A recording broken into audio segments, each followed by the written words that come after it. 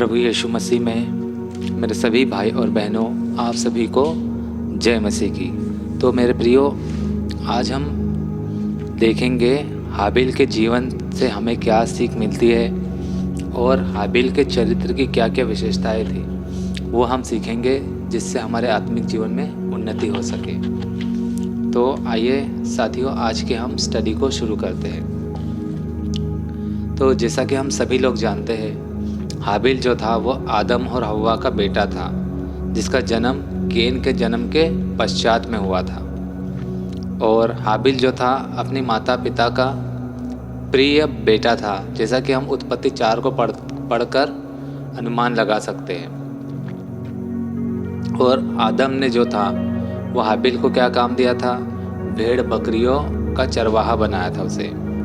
और जो हाबिल जो था वो बड़ी ईमानदारी से अपना ये काम करता था और अपनी भेंट और जो मेहनत से जो हाबिल कमाता था और केन भी कमाता था, वो परमेश्वर को समर्पित करता था। और लेकिन भेंट जो थी वो किसकी होती थी? कबूल, हाबिल की कबूल होती थी। तो साथियों, ये सब आपको विस्तार पूर्वक उत्पत्ति के 4 अध्याय में मिल जाएगा। तो आइए हम अब एक एक करके देखते हैं कि हाबिल के चरित्र में क्या विशेषताएं थी। तो साथियों, जब हम उत्पत्ति के 4 अध्याय को पढ़ते हैं तो वहाँ पे हमें साफ साफ संकेत मिलते हैं कि हाबिल एक साफ हृदय का इंसान था, यानी क्लीन हार्टेड व्यक्ति था।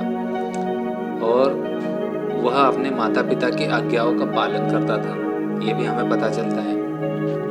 और उसे जो भी कार्य करने के लिए नियुक्त किया था, वो पूरी ईमानदारी और समर्पण के भाव के साथ उस काम को पूरा करता था। फिर एक दूसरी विशेषता है हाबिल के चरित्र में कि हाबिल जो था वो परमेश्वर का भय मानने वाला एक इंसान था तथा परमेश्वर को हर बात में धन्यवाद देता था।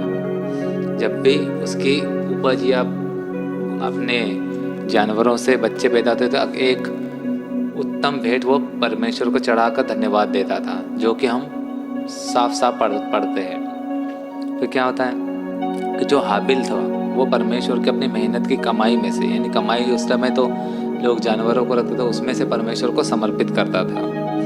और इन्हीं वजह से परमेश्वर उसके साफ दिल और उसकी इस प्रकार के जो परमेश्वर के प्रति समर्पण था, इसलिए परमेश्वर उसको बहुत आशीष देता था। और जो हाबिल था परमेश्वर को समर्पित करने के लिए हमेशा सर्वश्रेष्ठ वस्तु देता था, ना कि कोई साधारण वस्तु। साथियों, देखते कि हम परमेश्वर को, जो हाबिल तो था वो उनके भेड़ और जो बकरियां थी, उनमें से जो भी सर्वश्रेष्ठ बच्चा था वो परमेश्वर को बलि करके वो चढ़ाता था, ठीक है। और जबकि केन जो था वो कुछ भी चढ़ा देता था और उसमें कुड़कुड़ाहट का भाव था, लेकिन हाबिल जो था वो परमेश्वर को बिना कुड़कुड़ाए और एकदम खुले दिल के साथ सबसे बेस्ट चीज़ परमेश्वर को चढ़ाता था। और परमेश्वर उसकी हर भेंट को स्वीकार भी कर लेता था। तो साथियों, जब इस प्रकार का हुआ तो केन ये सब देखकर क्या होने लगा था?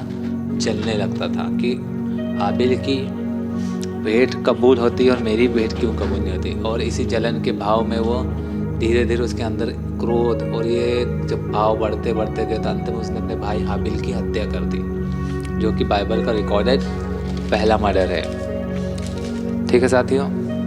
और इस आगे परमेश्वर उसकी कहता और उसका खून चिल्ला चिल्ला कर परमेश्वर से दुहाई देता है।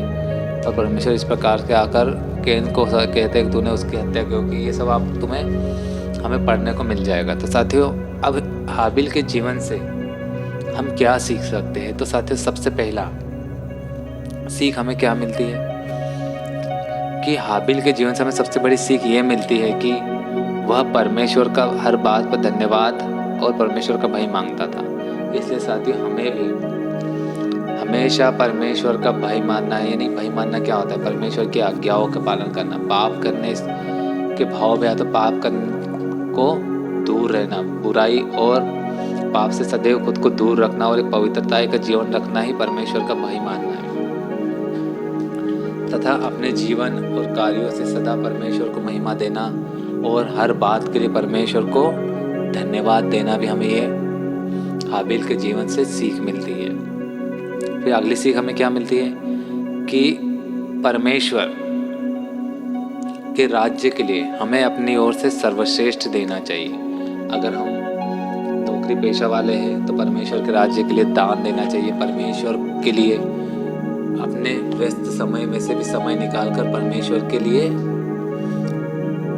प्रार्थना और वचनों के अध्ययन के लिए समय निकालना ही परमेश्वर को सर्वश्रेष्ठ देना है। और परमेश्वर के राज्य के लिए कार्य करने वाले जो प्रचारक या हमारे भाई बहन जो भी परमेश्वर के लिए कार्य करते हैं, उनको समर्थन या उनको सपोर्ट करना किसी भी तरीके से, ये परमेश्वर के राज्य के लिए हमारा योगदान होगा।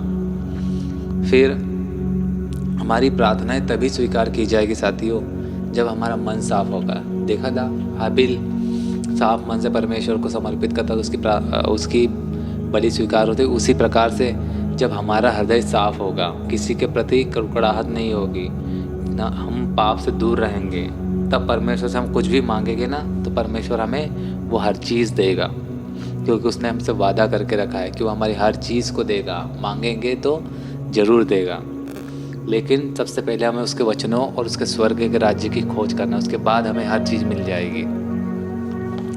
फिर अगली सीख हमें हाबिल के जीवन से क्या मिलती है कि परमेश्वर ने हमें जिस भी कार्य के लिए नियुक्ति किया है, हर इंसान को परमेश्वर ने एक अलग अलग कार्य किया है। कुछ को कलीसियाई कार्य दिए हैं, कुछ को नौकरी पेशा के कार्य दिए हैं। हर एक इंसान को अलग अलग कार्य दिए हैं, और जिसे जो भी कार्य दिया है उसे उस कार्य को पूरी ईमानदारी से और परमेश्वर को महिमा देते हुए उस कार्य को करना है। परमेश्वर का दिया हुआ हर कार्य परमेश्वर की महिमा के लिए होता है। जिसे जिस क्षेत्र में रखा है उसे उसी क्षेत्र में रहकर परमेश्वर को महिमा देनी है। फिर साथियों हमें हाबिल के जीवन से ये सीख भी मिलती है कि हमें परमेश्वर के प्रति सदैव आज्ञाकारिता रखनी है।